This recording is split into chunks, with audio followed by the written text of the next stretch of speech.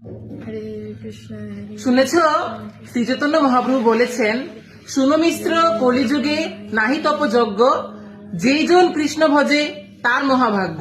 দাদা, আমি শুনেছি যে কলিযুগে হরিনাম করার সময় 10টি নাম অপরাধ থেকে মুক্ত হয়ে হরিনাম করতে হয়।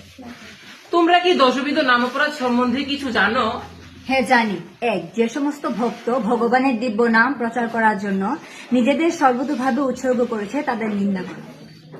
2, শিব ব্রহ্মা আদি দেবতাদের নাম ভগবানের নামের সমান অথবা তার থেকে স্বতন্ত্র বলে মনে করা। 3, গুরুদেবকে অবজ্ঞা করা। 4, বৈদিক শাস্ত্র অথবা বৈদিক শাস্ত্রের অনুগামী শাস্ত্রের নিন্দা করা।